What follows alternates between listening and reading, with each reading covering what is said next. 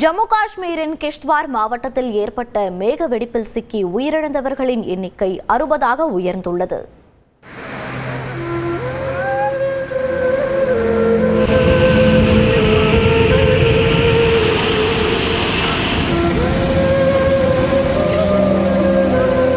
ஜம்மு காஷ்மீரின் கிஷ்த்வார் மாவட்டத்தில் திடீரென மேகவெடிப்பு ஏற்பட்டது. அதாவது 1 மணி நேரத்தில் 10 சென்டிமீட்டர் மழை கொட்டியது. இதனால் சோஸ்டி கிராமத்தில் கடுமையான வெள்ளப்பெருக்கு மற்றும் நிலச்சரிவு ஏற்பட்டது. வெள்ளப்பெருக்கு மற்றும் நிலச்சரிவு காரணமாக 16 குடியிருப்புகள், அரசு கட்டடங்கள், 3 கோயில்கள், 30 மீட்டர் அளவிலான மேம்பாலம், வாகனங்கள் மற்றும் ஒரு பாதுகாப்பு படை முகாம் உள்ளிட்டவை அடித்துச் செல்லப்பட்டன.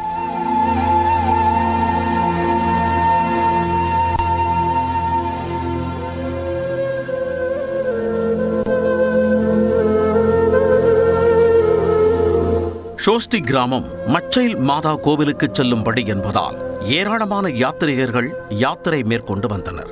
அப்போது ஏற்பட்ட திடீர் வெள்ளப்பெருக்கு மற்றும் நிலச்சரிவில் சிக்கி பலர் உயிரிழந்தனர். இதில் 2 CISF வீரர்களும் அடங்குவர். அதே நேரம் பலர் மாயமாகி இருப்பதால் உயிரிழப்பு எண்ணிக்கை மேலும் அதிகரிக்கும் என அஞ்சப்படுகிறது. பாதிக்கப்பட்டவர்களில் இதுவரை 160 பேர் மீட்கப்பட்டுள்ளனர்.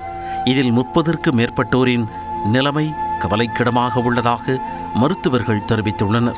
மீட்கப்பட்ட பொதுமக்கள் நிவாரண முகாம்களில் தங்க வைக்கப்பட்டுள்ளனர். இந்திய ராணுவம், தேசிய பேரிடர் மீட்புப் படை, மாநில பேரிடர் மீட்புப் படை மற்றும் காவல்துறை ஆகியவை இணைந்து மீட்பு நடவடிக்கைகளில் ஈடுபட்டு வருகின்றன. மீட்பு பணிகளில் விமானப்படை வீரர்களும் இறங்கியுள்ளனர். ஆனால் மோசமான வானிலை காரணமாக ஹெலிகாப்டர் பயன்படுத்தி மீட்புப் பணிகளை மேற்கொள்ள முடியாத சூழல் நிலவுகிறது.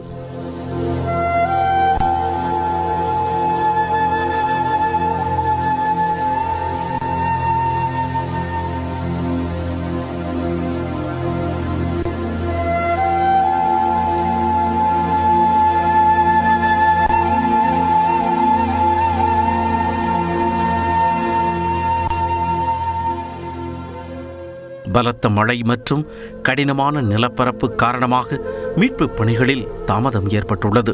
இந்த துயர சம்பவத்தை தொடர்ந்து மசாயில் மாதா யாத்திரை தற்காலிகமாக நிறுத்தப்பட்டுள்ளது. பாதுகாப்புகளை ஆய்வு செய்ய சோஸ்டி சென்ற மத்திய அமைச்சர் ஜிதேந்திர சிங்கின் ஹெலிகாப்டர் தரையிறங்க இடம் இல்லாததால் 1 மணி நேரம் வட்டமடித்துவிட்டு மீண்டும் புறப்பட்ட இடத்திற்கே திரும்பிச் சென்றது.